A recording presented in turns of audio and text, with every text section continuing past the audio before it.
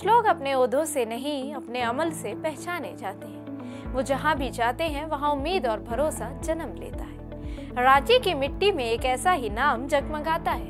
ये नाम है इब्रार अहमद, एक बैंकर जिन्होंने अपनी आरामदाह जिंदगी छोड़कर दूसरों के दुख दर्द बांटने का अहद किया। चाहे कोई बच्चा फीस न होने के बायस स्कूल छोड़ दे या कोई बीमार इलाज के इंतजार में हो, इब्रार अहमद हमेशा वहां पहुंचते हैं जहां इंसानियत मदद के लिए पुकारती है। आदाब, मैं हूं आपके साथ आमना फारूक और आप देख रहे हैं आवाज दी वॉइस। इब्रार अहमद का ताल्लुक रांची के एक तालीमी घराने से है। बचपन ही से उनके अंदर दूसरों के लिए कुछ करने का जज्बा था। वो अक्सर अपने वालिद के साथ समाजी तकरीबात में जाया करते और वहाँ लोगों की मदद के मंजर देखकर उनके दिल में यही ख्याल जागता कि जिंदगी का असल मकसद दूसरों के काम आना है। यही सोच आगे चलकर उनकी शनाख्त बन गई। तालीम मुकम्मल करने के बाद इब्रार अहमद ने बैंकिंग के शोबे में कदम रखा। वो एक कामयाब बैंकर बने, मगर दिल के किसी कोने में हमेशा एहसास जिंदा रहा कि सिर्फ नौकरी या जाती कामयाबी काफी नहीं, असल इत्मीनान तो किसी के गम दूर करने में है। यही वो वक्त था जब उन्होंने इंडियन पीपल्स थिएटर एसोसिएशन से वाबस्तगी इख्तियार की।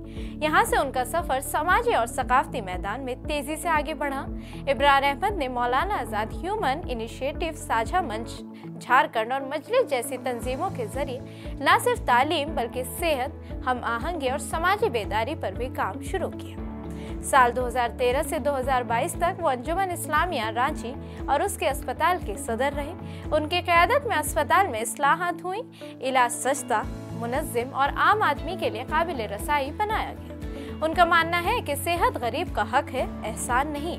उन्होंने सैकड़ों मुफ्त मेडिकल कैंप लगाए, दवाएं और टेस्ट मुफ्त कराए ताकि कोई भी शख्स सिर्फ गुर्बत की वजह से इलाज से महरूम ना रहे।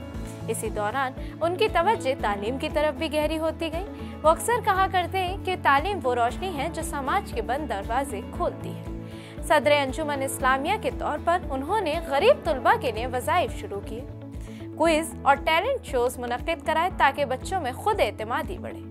कोविड के दिनों में जब स्कूल बंद हो गए और बच्चे ऑनलाइन तालीम से महरूम रहने लगे, तब इब्रार अहमद ने मोहल्ला शिक्षा केंद्रों का आगाज किया, मुफ्त किताबें और स्टेशनरी फराहम की। यूं तालीम की शमा दोबारा जल उठी। 2020 में उन्होंने पैरोटोला गांव में मौलाना आजाद लाइब्रेरी और स्टडी सेंटर कायम किया, जहां इल्म की प्यास रखने वालों के लिए किताबों का खजाना तैयार किया गया। आज ये लाइब्रेरी सैकड़ों बच्चों के ख्वाबों को हकीकत में बदल रही है। इब्रार अहमद सिर्फ समाजी कारकुन नहीं बल्कि सकाफती हम आहंगी के सफीर भी हैं।